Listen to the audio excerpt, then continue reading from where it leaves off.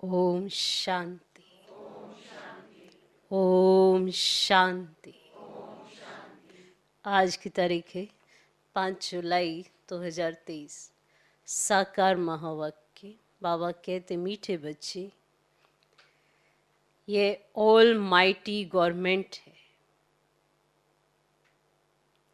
ये all mighty government है।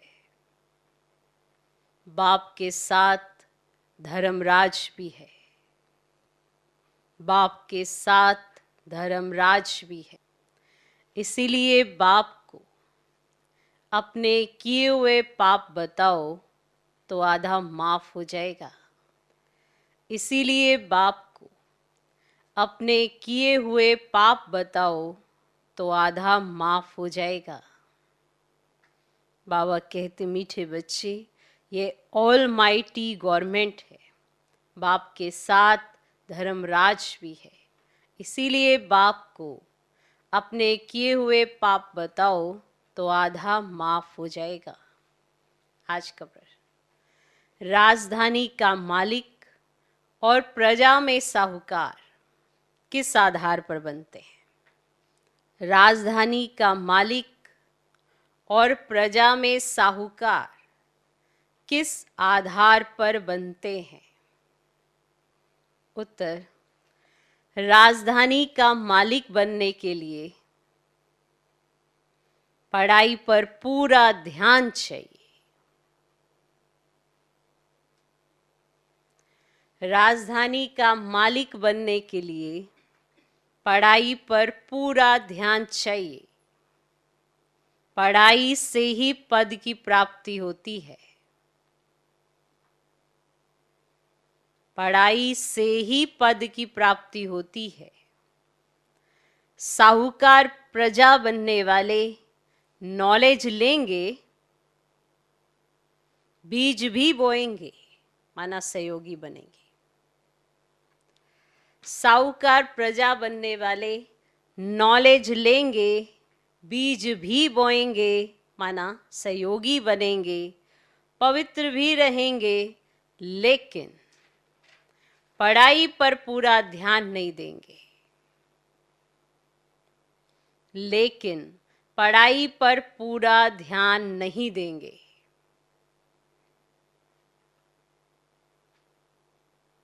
पढ़ाई पर ध्यान तब हो जब पहले पक्का निश्चय हो कि हमें स्वयं भगवान पढ़ाने आते हैं। पढ़ाई पर ध्यान तब हो जब पहले पक्का निश्चय हो कि हमें स्वयं भगवान पढ़ाने आते हैं। अगर पूरा निश्चय नहीं तो यहां बैठे भी जैसे भुट्टू हैं। अगर निश्चय है तो रेगुलर पढ़ना चाहिए, धारण करना चाहिए। राजधानी का मालिक और प्रजा में साहूकार किस आधार पर बनते हैं? उत्तर, राजधानी का मालिक बनने के लिए पढ़ाई पर पूरा ध्यान चाहिए। पढ़ाई से ही पद की प्राप्ति होती है।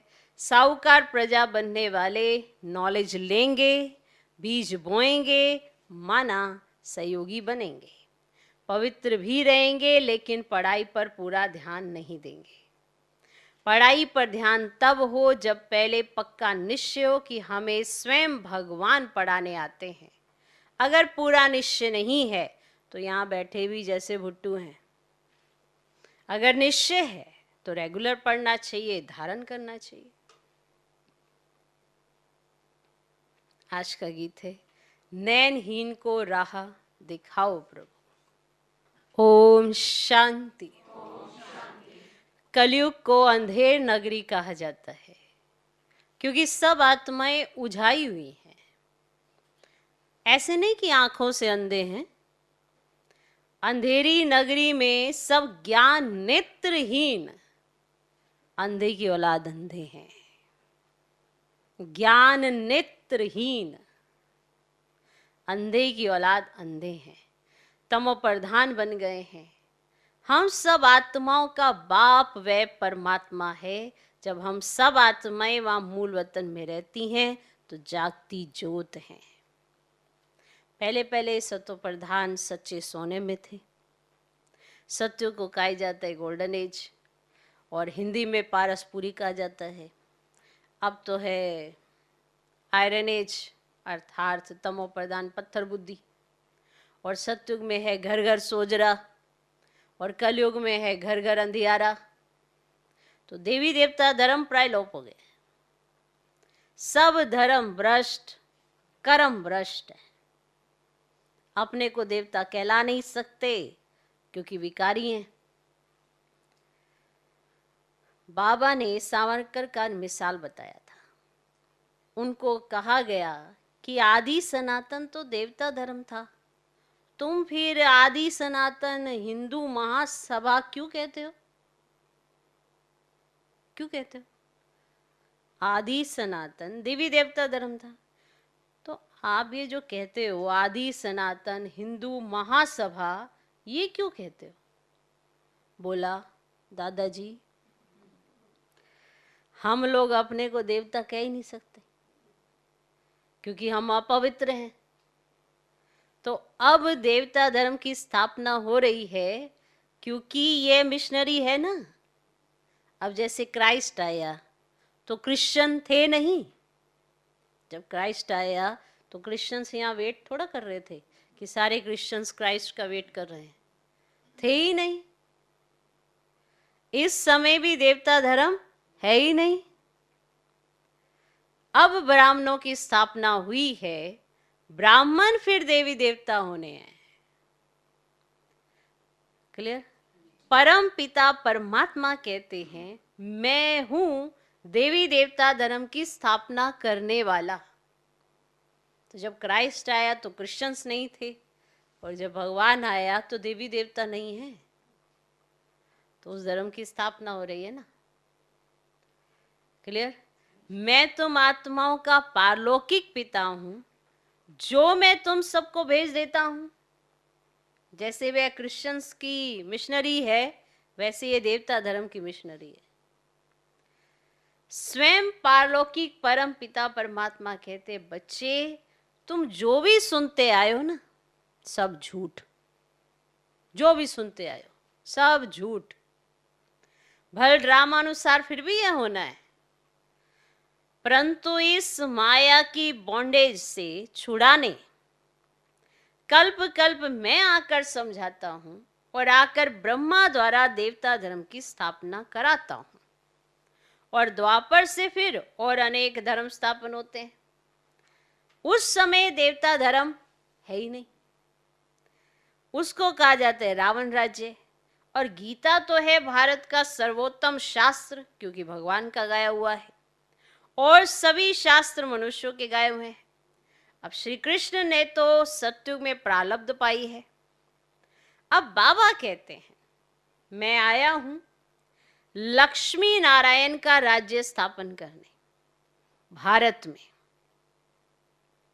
ऐसे और कोई गीता सुनाने वाला कह ही ना सके। भगवान ही कहते हैं हे भारतवासी बच्चे, मैं आया हूं ब्रह्मा द्वारा देवता धर्म स्थापन करने।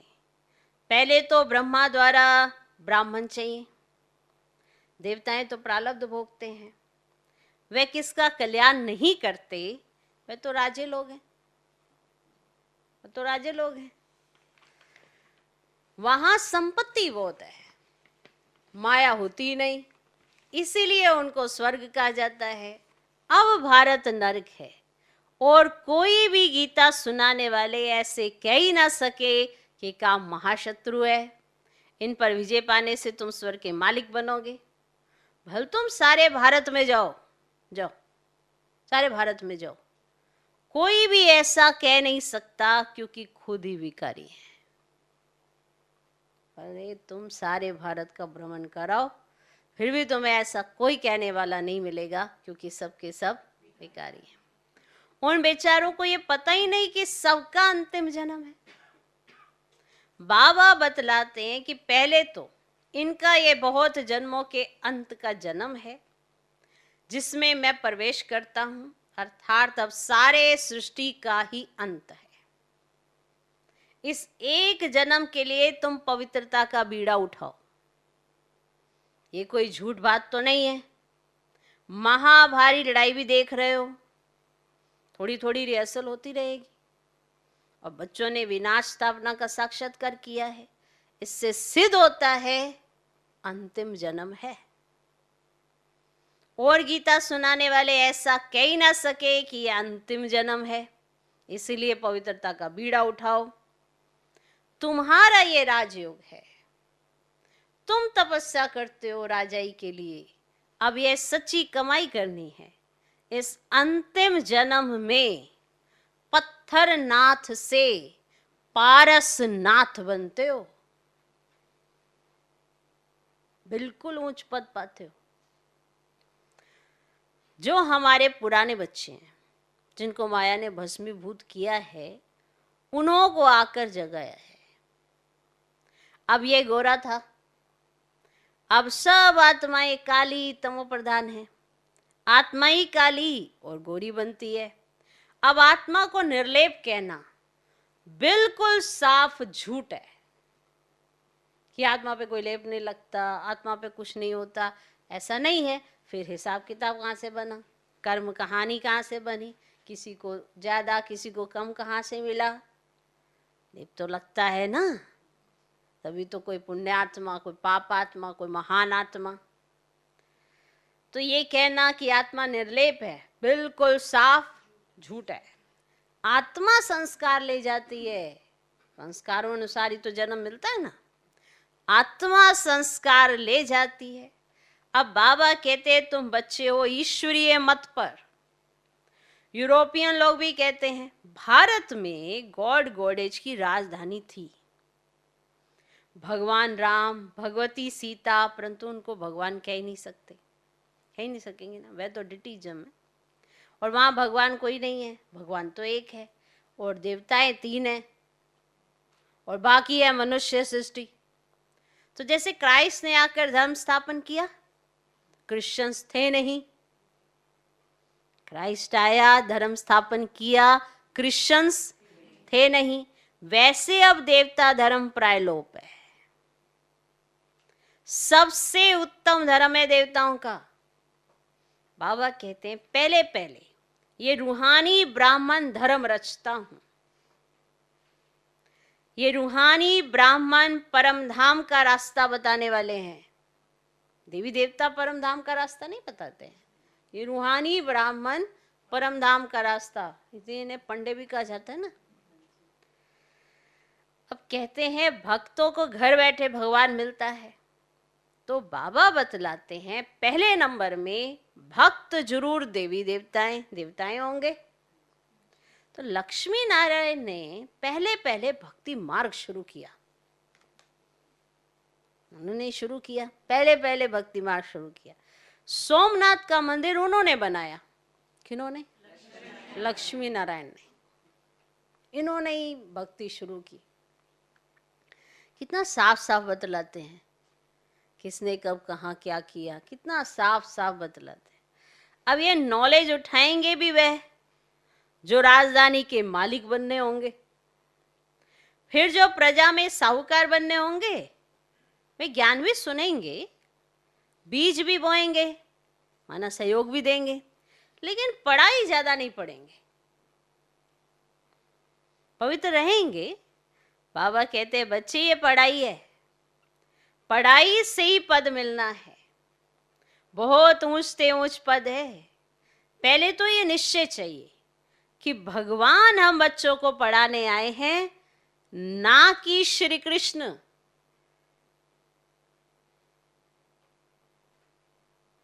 बाकी हाँ, इस पढ़ाई से हम श्री कृष्ण बनेंगे।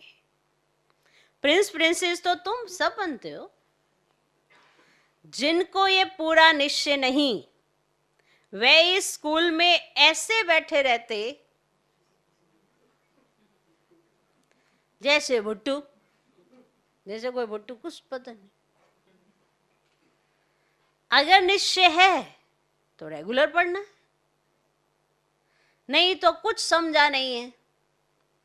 ये अविनाशी प्रारब्ध मिलती है अविनाशी बाबा द्वारा, बाकी सब कब्र दाखिल हो जाएंगे, बाकी थोड़े रहेंगे, वरना जब तक हम तैयार हो जाएं तो फिर ये वे खलास हो जाएंगे।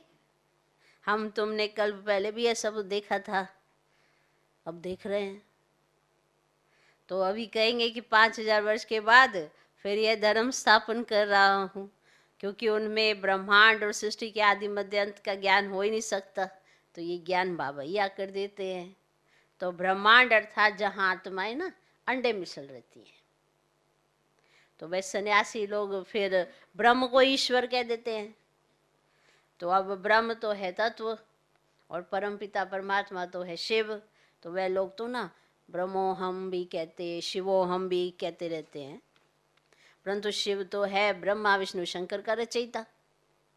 अब कहते हैं ना भागीरथ ने गंगा लाई, तो वह ये भागीरथ मनुष्य है। अब नंदीगण तो फिर जानवर हो गया, उन्होंने गौशाला अक्षर सुना है तो फिर बैल को भी रख दिया है। और मंदिरों में भी राइट चित्र हैं लक्ष्मी नारायण सीताराम के, बस ये है ऊंचते ऊंच जो प्रारब्ध भोगते हैं।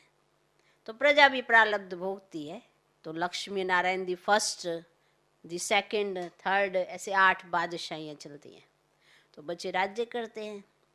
और सीताराम का भी ऐसे ही चलता है, उनकी कितनी 12।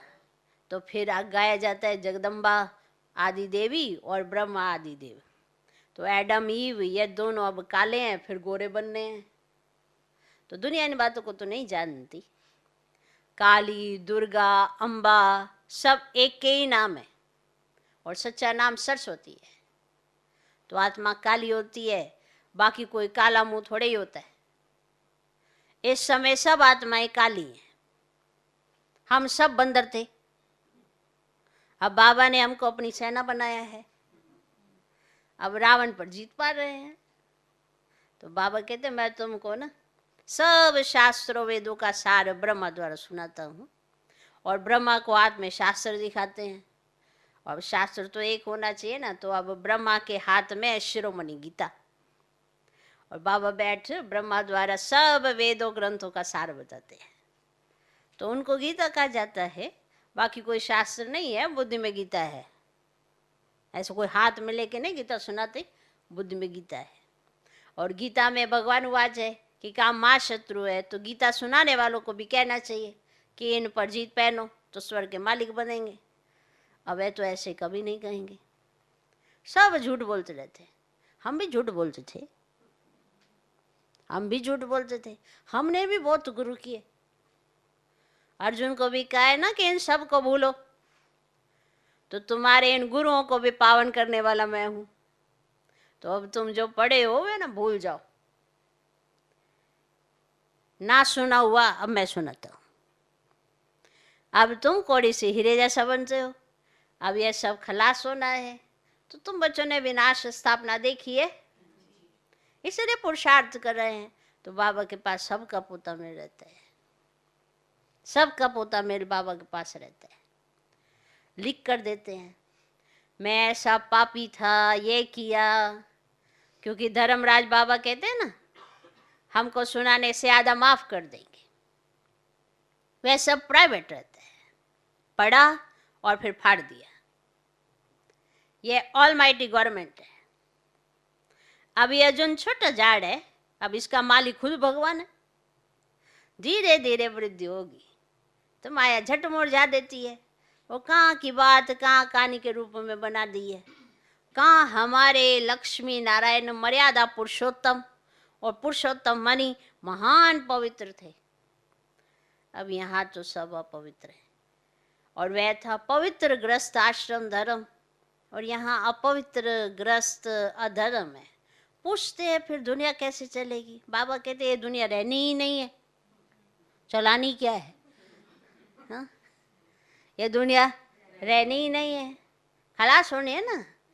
ये अंतिम जन्म में से काम कटारी चलाना छोड़ दो, और तुमको जन्म जन्मांतर विकारी माँ बाप से विष का वर्षा मिलता आया। अब मैं ऑर्डिनेंस निकालता हूं, विष का वर्षा बंद करो, नहीं तो बैकुंठ जा नहीं सकेंगे, और विकारों पर जीत पहनेंगे तो स्वर्ग में जाएंगे, नहीं तो पाताल, नहीं तो पाताल। राम राज्य आकाश तो रावण राज्य पाताल। कहीं सोचने लगे अरे पाताल भी है, बाबा ने आज नई बात बताई, पाताल भी है। तो फिर साथ साथ क्लियर कर देते, ज्यादा ना इनके संकल्प चले ना। राम राज्य आकाश माना ऊंचा, तो रावण राज्य पाताल माना नीचा। क्लियर? कहीं सोचने लगे पाताल भी है, तो ये ड्रामा है। इस समय देवता धर्म वाले और धर्मों में ना कन्वर्ट हो गए हैं, अपने असली धर्म को नहीं जानते। देखना, जहां पे थोड़ा सा जादू सा होता है ना, सारे वहीं चले जाते हैं।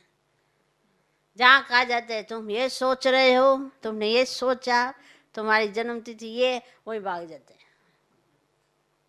कहते ये तो देखो भगवान ही आया है। भगवान आकर मनुष्य से देवता बनाने की शिक्षा दे रहा है, रोज पढ़ाई कराता है, रोज। कोई ऐसे जादू वादू कुछ नहीं, पर ऐसी जादूगरी है, सिखाते सिखाते संस्कार परिवर्तन कर रहे, ताकि आत्मा श्रेष्ठ संस्कार ले जाए। क्योंकि जन्म संस्कारों पर मान होगा। अब संस्कार चाहिए 16 कला संपूर्ण वाले, मर्यादा पुरुषोत्तम वाले, तो कहाँ भरे जाएंगे? तो ये संगम पर भरे जाते हैं, तब जाके सतयुग में उतरते हैं। नहीं भरे होंगे आत्मा में ये संस्कार, तो फिर द्वापर के बाद उतरेंगे, कलयुग में उतरेंगे। तो जैसे संस्कार अभी भर लेंगे तभी जन्म होगा। कितनी वंडरफुल कहानी है। सच्चाई भी यही है कि आत्मा अपने जीवन में क्या क्या करती है, वही संस्कार ले जाके उसका अगला जन्म होता है। उन्हीं संबंधों के साथ वो आती है जिनके साथ उसका हिसाब किताब होता है, उन्हीं के साथ उनका पोता मिल चलता रहता है। वो अपना हिसाब किताब चुकतू करती है। ये सारी थ्योरी अभी हमें समझ में आ गई और प्रैक्टिकल देख रहे हैं। पुनर्जन्म का भी समझ में आ गया, कैसे कैसे आत्माएं आती हैं, कैसे पाठ बजाती है। संस्कार अच्छे श्रेष्ठ बनाने के लिए संग भी अच्छा मिलता है, और अगर बुरे बनाने उस आत्मा ने तो बुरा संग में मिलता है। हर आत्मा के पास अच्छे और बुरे संग के दोनों संग आते हैं, चॉइस उस आत्मा की होती है। अब यहीं पर कर्मों की थ्योरी सेट हो जाती है कि किसका संग लिया किसका नहीं लिया। बुरे कर्मों वालों का संग लिया तो विकर्मी बन जाएंगे, श्रेष्ठ कर्म करने वाले का संग ले लिया तो सुकर्मी बन जाएंगे। तो वहीं पर पुण्य शुरू हो जाते हैं, और बुरे वाले का किया तो पाप कर्म शुरू हो जाते हैं। तो ये सब लिखवाती है ना आत्मा, अपने साथ में संस्कार ले जाती है, फिर उसका जन्म हो जाता है।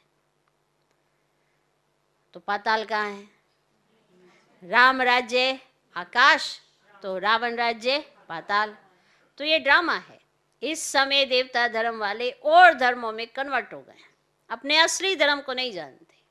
कभी धर्म में थोड़ा सुख देखा, कोई भी धर्म में, किसी भी धर्म में थोड़ा सा सुख देखा कि अरे यहाँ तो नौकरी भी मिल जाती है, हाँ अरे यहाँ तो नौकरी भी मिलती है, ऐसे पोजीशन में मिल जाती है, तो झट कन्वर्ट हो जाते हैं। थोड़ा सा भी सुख देखा तो कोई धर्म में, और वो सुख है अल्पकाल का। अल्पकाल के सुख के पिछाड़ी अपना धर्म भी भूल जाते हैं। अब इसको कहते हैं हाफ कास्ट।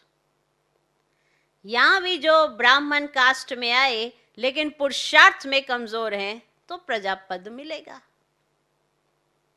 पुरुषार्थ नहीं करते पूरा, पढ़ाई भी पूरा नहीं पढ़ते तो प्रजापद मिलेगा। साफ बात बतलाते हैं, साफ साफ बात है।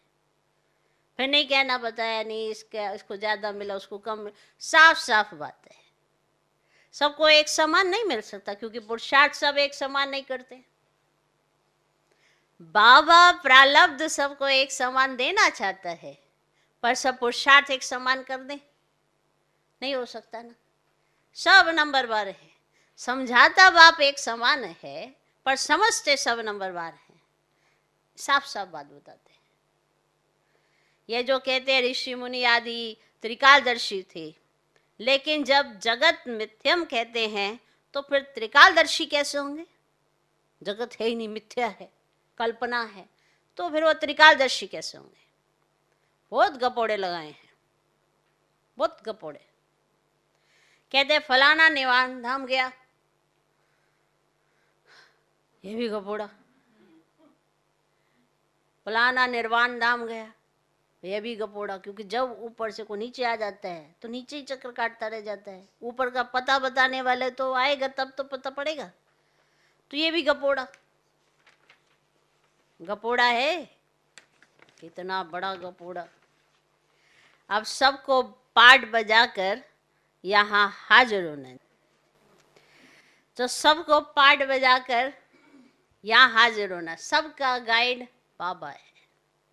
बाबा किसी से भक्ति छुड़ाते नहीं, किसी से भक्ति छुड़ाते नहीं। जब तक परिपक्व अवस्था नहीं है तो भल भक्ति करते रहे। याद रखना, हम कोई का गुरु नहीं। जैसे तुम सुनते हो वैसे हम भी सुन रहे हैं शिव बाबा से। तो ये सब ब्रह्मा बाबा समझा रहे हैं। हम नहीं कहते कि इसको भक्ति छोड़ो। तुमको जब समझ में आ जाएगा कि आखिर बाबा कौन है, तब तो तुम धक्के खाना छोड़ोगे ना। नहीं तो तुम धक्का ही खाते रहोगे, तुम्हारा जी नहीं भरेगा। एक तरफ आने से जी नहीं भरेगा, इधर भी जाऊं उधर भी जाऊं तो धक्का खाते रहोगे। तो बाबा नहीं कहते कि ना खाओ धक्का। तुम्हारा दिल है इधर जाने का, उधर नहीं, देख के तो आऊं, देखने में जाने में भी तो धक्का खाओगे। बाबा तो यही दिखा रहा है, साइंस इतनी अच्छी हो गई, सब कुछ घर बैठे दिखा देते। और क्या देखना है? नहीं, मंदिर में जाके शिवलिंग पे जल तो चढ़ा के आऊं ना। तो फिर माना भक्ति अभी नहीं छूट रही है ना। तो जब तक परिपक्व अवस्था नहीं है तो भल भक्ति करते रहे। याद रखना, हम कोई का गुरु नहीं, ये ब्रह्मा बाबा ने कहा। तो जैसे तुम सुनते हो वैसे हम भी सुन रहे हैं शिव बाबा से। हम सब का गुरु वे एक निराकार है। अच्छा, मीठे मीठे सिखले दे बच्चों प्रति माता पिता बाप दादा का याद प्यार और गुड मॉर्निंग। रूहानी बाप की रूहानी बच्चों को नमस्ते। हम रूहानी बच्चों की भी रूहानी बाप को नमस्ते नमस्ते नमस्ते। Good morning good morning good morning.